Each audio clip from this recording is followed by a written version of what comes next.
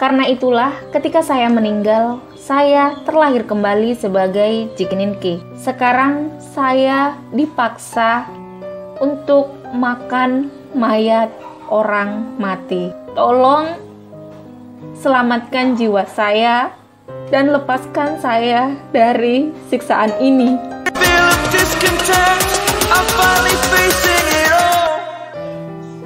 Assalamualaikum warahmatullahi wabarakatuh. Halo guys, saya Jumina Najah. Terima kasih banyak sudah klik video ini. Sebelum lanjut, kalau video ini merupakan video pertama yang kamu tonton di channel aku, selamat datang.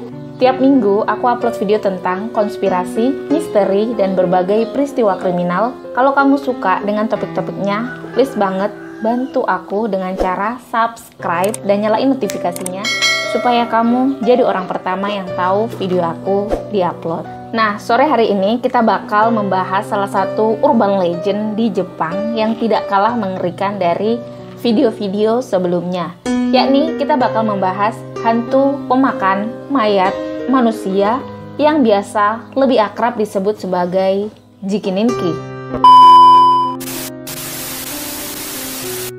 Dalam salah satu sejarah ajaran Buddha di Jepang menyebutkan bahwa Jikininki merupakan hantu pemakan mayat manusia, atau biasa mereka juga disebut sebagai Soko Jikininki, yang tidak lain merupakan jelmaan dari roh orang-orang yang serakah, egois, tidak memiliki empati terhadap orang lain, dan setelah mati mereka akan menjalani kutukan sebagai hantu pemakan mayat manusia. Jikininki melakukan aksinya yakni memakan mayat manusia pada malam hari. Bukan hanya mayat manusia, mereka juga mengambil perhiasan, harta benda, dan memakan sisa persembahan bagi orang yang barusan meninggal. Kalian pasti berpikir, untuk apa sih sesosok hantu seperti Jikininki mengambil harta benda dari orang yang meninggal? Jawabannya adalah supaya mereka bisa hidup damai di sebuah pinggiran desa. Untuk hidup damai itulah ia akhirnya menyogok dengan harta benda yang ia curi dari mayat-mayat itu untuk disogok atau diberikan kepada aparat desa setempat.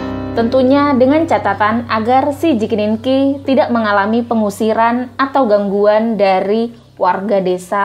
Namun, bagian yang paling menyakitkan dari sosok Jikininki adalah meskipun ia terus memakan mayat manusia, namun di dalam hatinya sesungguhnya ia melakukan hal itu dengan perasaan jijik dan penuh penyesalan. Mengapa? Sebenarnya ia tidak menyukai seperti memakan bangkai, namun perasaan lapar yang terus-menerus dan hanya hilang jika ia makan mayat manusia. Maka untuk mengurangi sakit karena rasa lapar tersebut, akhirnya ia harus memakan mayat manusia. Adapun perawakan atau penampilan Jikininki secara fisik digambarkan seperti mayat yang putih, pucat, memiliki mata yang bersinar dan kuku-kuku yang panjang dan tajam.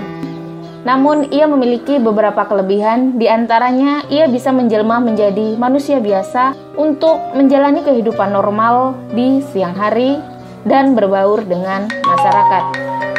Iblis ini ditemukan di dekat desa, biasanya mereka tinggal di kuil-kuil tua yang sudah ditinggalkan atau bahkan rumah-rumah tua yang juga sudah tak berpenghuni. Mereka juga menghindari kontak yang berlebihan dengan manusia, namun tetap dekat dengan pemukiman manusia. Hal ini Jikininki lakukan agar ia bisa tetap memantau siapa saja orang yang meninggal, agar ia bisa bersegera untuk memakan mayat manusia tersebut.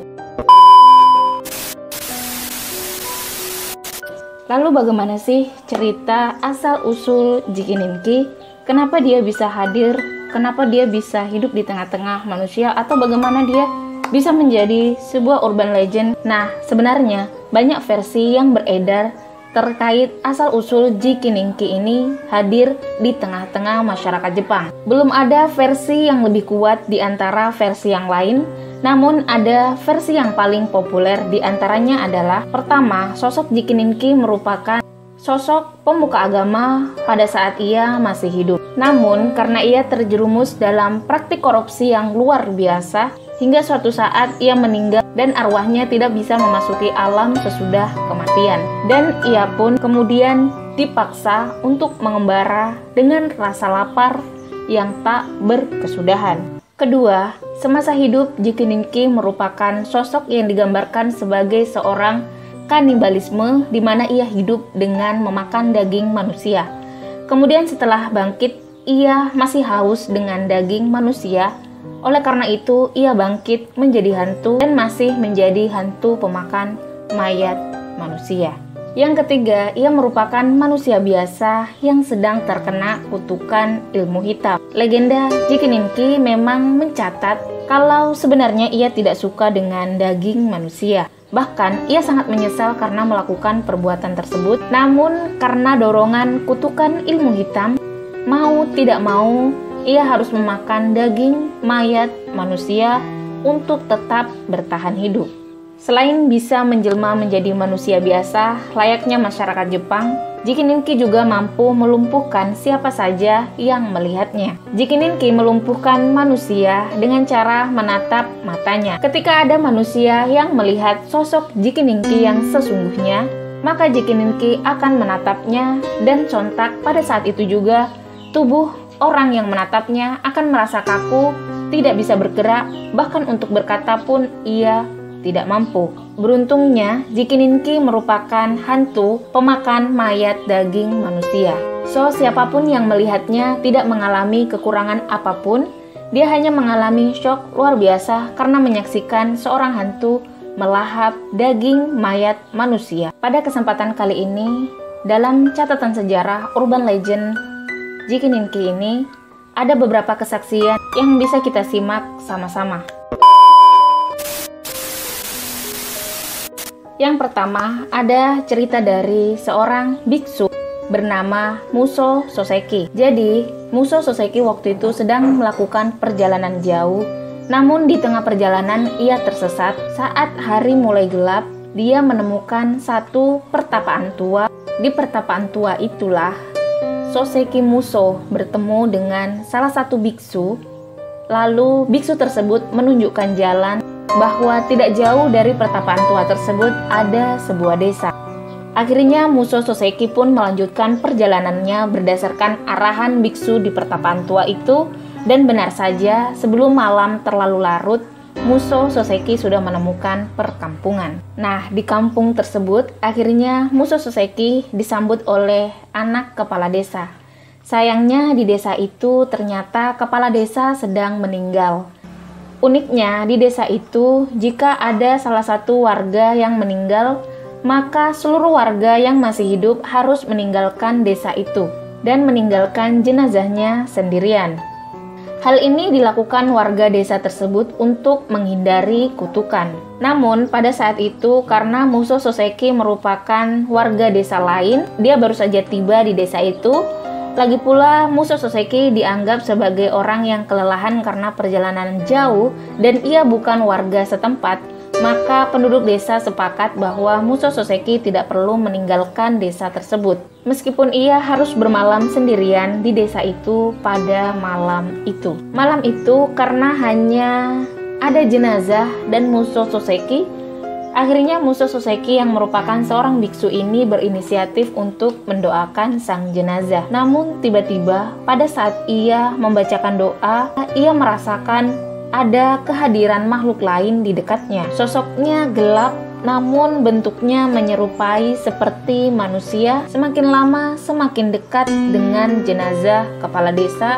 Tak berselang lama, makhluk itu pun melahap tubuh kepala desa, lalu menyelinap pergi dengan tenang setelah memakan jenazah kepala desa. Keesokan paginya, Soseki masih sangat terkejut karena melihat langsung ada sesosok makhluk yang melahap kepala desa. Ia menceritakan kepada anak kepala desanya, dan anak kepala desa tersebut mengatakan bahwa selama ini ia hanya mendengar legenda tersebut, dan kali ini ia benar-benar mempercayainya bahwa legenda Jikininki memakan mayat manusia itu benar adanya. Lalu Soseki menyarankan agar sekiranya warga desa tersebut melakukan sembahyang karena di dekat desa tersebut kan ada kuil dan ada biksu yang bisa memandu.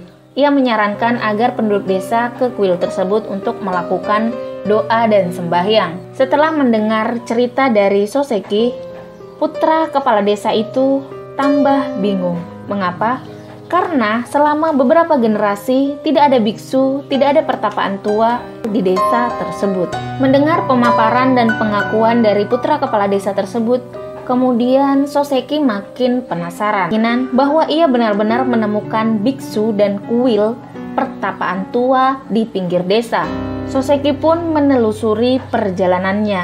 Ia penasaran dan ingin membuktikan bahwa memang benar-benar ada biksu dan pertapaan tua. Benar saja, ia akhirnya berhasil menemukan pertapaan tua itu dan biksu itu menyambutnya dengan hangat. Saya minta maaf karena telah menunjukkan pemandangan buruk seperti tadi malam. Benar, monster yang Anda lihat di rumah kepala desa tadi malam adalah saya. Dahulu saya adalah seorang biksu yang tinggal di desa itu, dan saya banyak melakukan pelayanan pemakaman untuk orang mati di desa itu. Namun, bukannya memberikan pelayanan yang baik, saya justru hanya memikirkan pembayaran terhadap jasa saya. Pelayanan pemakaman itu tidak benar-benar saya lakukan dengan baik. Saya tidak benar-benar mendoakan dan mengurus jenazah. Saya hanya berorientasi pada uang. Itulah cara satu-satunya saya mendapat uang sebanyak-banyaknya. Karena itulah ketika saya meninggal, saya terlahir kembali sebagai Jikininki. Sekarang saya dipaksa untuk makan mayat orang mati. Tolong selamatkan jiwa saya dan lepaskan saya dari siksaan ini. Setelah menceritakan kejadian tersebut, sosok biksu dan pertapaan tua itu tiba-tiba menghilang tanpa bekas, tanpa jejak. Saat itu, Soseki tersadar bahwa ia duduk di dekat tanah yang dikelilingi oleh rumput-rumput yang tinggi. Satu-satunya benda yang unik yang berada di dekatnya adalah nisan tua yang sudah berlumut. Salah satu kisah yang cukup terkenal mengenai perjumpaan manusia dengan Jikininki adalah mengenai seorang prajurit samurai yang sedang terlibat pertempuran. Ketika pertempuran itu berakhir, ia menyaksikan dirinya tengah berada di tengah timbunan mayat sebagai bentuk penghormatan terakhir kepada rekan-rekan perjuangannya. Ia memutuskan untuk menjaga seluruh mayat-mayat tersebut saat malam hari agar tidak dimangsa oleh binatang buas. Akhirnya, ketika malam hari, ia mendengar ada suara aneh yang datang dari tengah hutan. Lalu mendadak ada sesosok manusia berkulit pucat pasi merangkak ke arah mayat-mayat tersebut dan memakannya dengan lahap. Samurai itu langsung geram. Ia perlahan-lahan mendekati sosok manusia aneh tersebut dan langsung memenggal kepalanya. Bukannya mati, sesosok makhluk aneh tersebut dengan santuy berjalan mengambil kembali kepala dan memasangnya. Setelah memasang kepalanya, makhluk aneh tersebut kembali melahap seluruh teman-temannya. Sementara ia hanya bisa berdiri karena seluruh anggota badannya tidak bisa bergerak.